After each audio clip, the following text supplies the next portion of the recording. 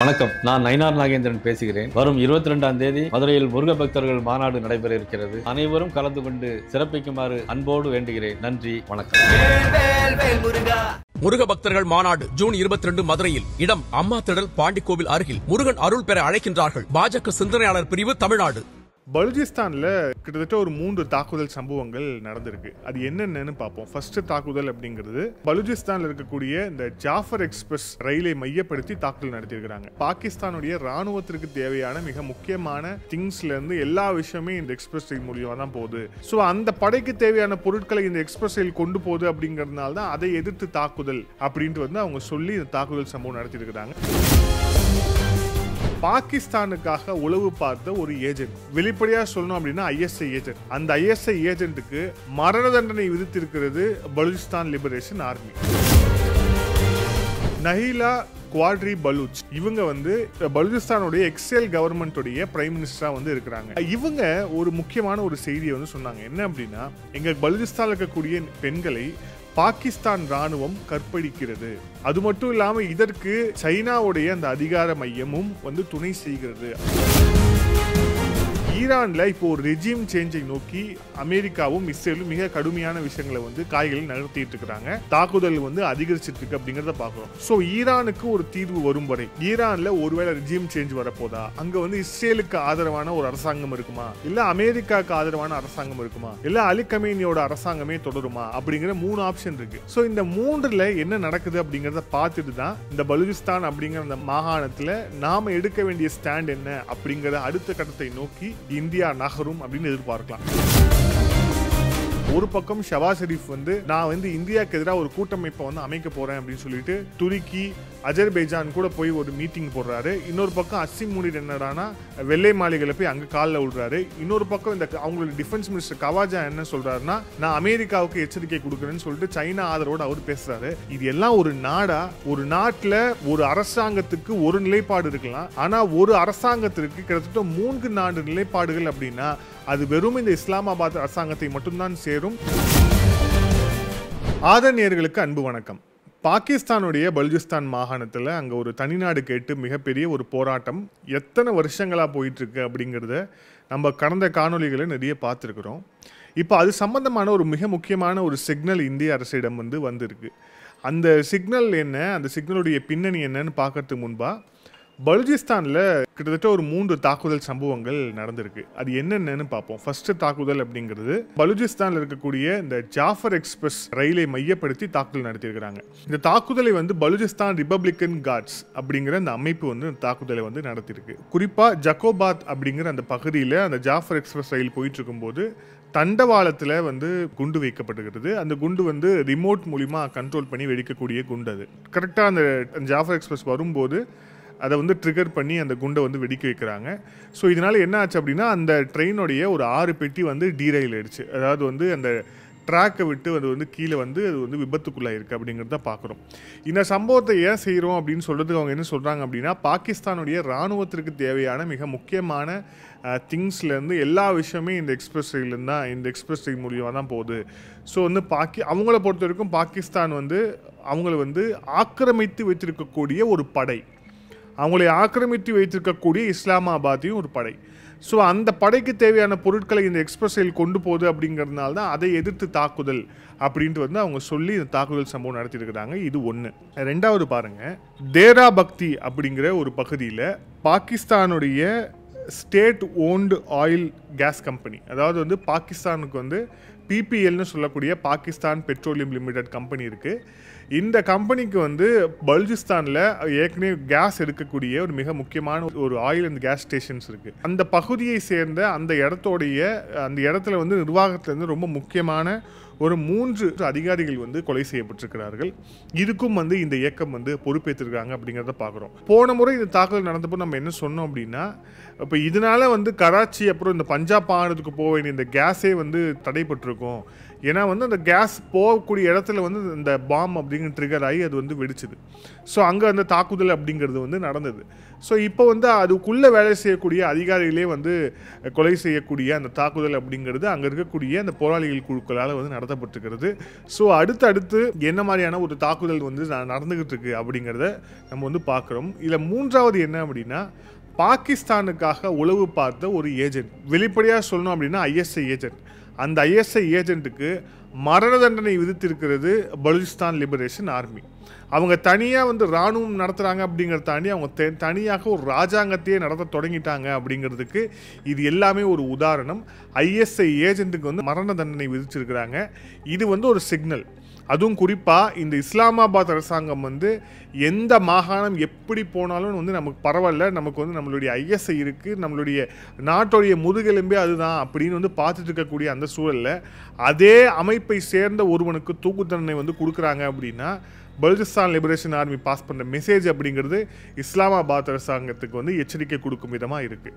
அது மட்டும் கிடையாது, இதில் இன்னும் வந்து கீழே போனோம் அப்படின்னா இன்னும் நிறைய விஷயங்கள் இருக்குது. இந்த குறிப்பாக இந்த பலுச்சிஸ்தான் தொடர்பாக நம்ம இந்த காணொலி ஆரம்பிக்கும் போதே இந்தியா ஒரு முக்கியமான சிக்னலை கொடுத்துருக்குன்னு சொன்னோம் இல்லையா? அந்த சிக்னல் என்ன அப்படின்னு பார்ப்போம். நம்மளுடைய தேசிய பாதுகாப்பு ஆலோசகர் அஜித் தோவல் அவர்கள், அவருக்கு மிகவும் நெருக்கமான, கிட்டத்தட்ட அவருடைய தலைமையில் இயங்கக்கூடிய ஒரு திங்க் டேங்க்கு அவங்க வெளியிட்டிருக்கக்கூடிய ஒரு செய்தி அப்படிங்கிறது, அதன் அடிப்படையில் வச்சு தான் நம்ம இந்த செய்தியை வந்து சொல்கிறோம். அவங்க வந்து பலுச்சிஸ்தான் சம்பந்தமாக ஒரு செய்தியை வந்து வெளியிட்டிருக்கிறாங்க, ஒரு விரிவான பதிவு. அந்த பதிவு அதில் வந்து பலுச்சிஸ்தானுக்குள்ளே நடக்கக்கூடிய விஷயங்கள் என்ன அப்படிங்கிற எல்லா விஷயத்தையும் வந்து பட்டியலிட்டுருக்கிறாங்க. அவங்க சொல்லும்போது என்னென்ன சொல்கிறாங்க அப்படிங்கிறத பார்க்குறோம். பலுச்சிஸ்தானில் இருக்கக்கூடிய மக்கள் வந்து இஸ்லாமாபாத் இருக்கக்கூடிய பாகிஸ்தான் அரசாங்கத்தை இனிமேலும் நம்புவதாக இல்லை அப்படின்ட்டு வந்து சொல்கிறாங்க. ஒன்று. ரெண்டாவது, கிட்டத்தட்ட பலுச்சிஸ்தானில் இருக்கக்கூடிய 70% மக்கள் ஏழ்மையில் இருக்கிறாங்க, அதாவது பிலோ பாவர்ட்டி லைனில் இருக்கிறாங்க, அதாவது வறுமை கோட்டுக்கு கீழே கிட்டத்தட்ட 70% மக்கள் இருக்கிறாங்க அப்படிங்கிற விஷயத்த வந்து சொல்றாங்க. இன்னொன்று, அந்த பகுதியில் 1000 குழந்தைகள் பிறந்துச்சு அப்படின்னா அதில் வந்து 55 குழந்தைகள் இறப்பு இருக்குன்னு சொல்றாங்க. அதாவது மால் நியூட்ரிஷன் அப்படிங்கிறது பலுச்சிஸ்தானில் மிக கடுமையாக இருக்கு அப்படிங்கிற விஷயத்த அந்த டேட்டா வந்து சுட்டி காமிக்குது. இது வந்து அவங்க வந்து பிலோ பாவர்ட்டி லைனில் இருக்காங்க அப்படின்னாலே அவங்க வந்து உட்கொள்ளக்கூடிய ஆகாரம் சத்துள்ள ஆகாரமாக இருக்குமா இல்லையா அப்படிங்கிறது எல்லாருக்குமே தெரியும். ஸோ இப்போ அதனால ஒரு மால் நியூட்ரிஷன் அப்படிங்கிற அந்த பிரச்சனையை வந்து மிக கடுமையாக வந்து அவங்க சந்திச்சுட்டு இருக்காங்க அப்படிங்கிறத பார்க்குறோம். இன்னொரு பக்கம் லிட்ரஸி ரேட், பலுச்சிஸ்தானோட லிட்ரஸி ரேட் அப்படிங்கிறது 42% தான். அதாவது இது வந்து எந்த அளவுக்கு வந்து மோசமாக இருக்குது அப்படிங்கிறதுக்கான உதாரணங்கள் தான் இந்த டேட்டா பாயிண்ட்ஸ் எல்லாமே. இதில் அந்த செய்தியில் இன்னொரு முக்கியமான செய்தி என்ன அப்படின்னா, சைனாவுடைய இன்வெஸ்ட்மெண்ட் அப்படிங்கிறது பாகிஸ்தானில் நிறைய இன்வெஸ்ட்மெண்ட்ஸ் இருக்குது, கடனும் வாங்கி வச்சுருக்காங்க, இன்வெஸ்ட்டும் பண்ணி வச்சுருக்காங்க, இது ரெண்டுமே இருக்குது. இப்போது பாகிஸ்தானுக்குள்ளே சைனா பண்ணியிருக்கக்கூடிய இன்வெஸ்ட்மெண்ட்ஸில் 90% இன்வெஸ்ட்மெண்ட்ஸ் அப்படிங்கிறது பலுச்சிஸ்தானில் தான் இருக்குது. ஸோ பலுச்சிஸ்தான் அப்படிங்கிற அந்த மாகாணம் அப்படிங்கிறது முழுக்க சைனாவுடைய பிடியில் எந்த அளவுக்கு இருக்குது அப்படிங்கிறதுக்கு இது எல்லாமே ஒரு எடுத்துக்காட்டாக, ஒரு உதாரணமாக அவங்க வந்து சொல்கிறாங்க. இதை சொல்லிட்டு 2023 நடந்த ஒரு முக்கியமான விசிட்டை வந்து அவங்க குறிப்பிடுறாங்க. இது வந்து என்ன விசிட்னா, நஹிலா குவாட்ரி பலூச், இவங்க வந்து பலுச்சிஸ்தானுடைய எக்ஸல் கவர்மெண்ட்டுடைய பிரைம் மினிஸ்டராக வந்து இருக்கிறாங்க. இவங்க 2023 வந்து இந்தியாவுக்கு வந்து பிரதமர் மோடி அவர்களை நேரடியாக சந்தித்து விட்டு போனாங்க. அதுக்கப்புறம் வந்து பலுச்சிஸ்தான் அப்படிங்கிற அந்த இதுக்கு, அந்த ஃப்ரீடத்துக்கு வந்து, இந்த ஃப்ரீடம் மூமெண்ட்டுக்கு வந்து நீங்கள் வந்து ஆதரவு கொடுக்கணும் அப்படின்னு இந்திய அரசுக்கு வந்து வலியுறுத்தி விட்டு போனாங்க. இவங்க ஒரு முக்கியமான ஒரு செய்தியை வந்து சொன்னாங்க. என்ன அப்படின்னா, எங்கள் பலுச்சிஸ்தானில் இருக்கக்கூடிய பெண்களை பாகிஸ்தான் இராணுவம் கற்பழிக்கிறது, அது மட்டும் இல்லாமல் இதற்கு சைனாவுடைய அந்த அதிகார மையமும் வந்து துணை செய்கிறது அப்படிங்கிற மிகப்பெரிய ஒரு சார்ஜை வந்து அவங்க இந்த விசிட்டில் இந்த பேசும்போது வந்து சொன்னாங்க அப்படிங்கிறத பார்க்குறோம். இது எல்லாமே வந்து எதை உணர்த்துது, இது எல்லாமே எதை நோக்கி போகுது அப்படின்ட்டு அந்த செய்தி வெளியிட்டதோடு இல்லாமல், அப்போது பலுச்சிஸ்தானுக்கான ஒரே தீர்வு அப்படிங்கிறது பாகிஸ்தானுக்கிட்டேருந்து வெளியே வர்றது மட்டும்தானா அப்படின்ற அந்த செய்தி வந்து முடிஞ்சிருக்கு. ஸோ ஃபஸ்ட்டு பலுச்சிஸ்தானில் என்ன நடந்துகிட்டு இருக்கு அப்படிங்கிற விஷயத்த ஃபுல்லாக அடுக்குனாங்க. அதுக்கப்புறம் வந்து யார் அந்த பலுச்சிஸ்தானுடைய இப்போ லீடராக வந்து இருக்கிறாங்க அப்படிங்கிற விஷயத்த 2 பேரை குறிப்பிடுறாங்க. ஒன்று வந்து மிதியார் பலூச், இன்னொன்று வந்து நஹிலா குவாட்ரி பலூச்.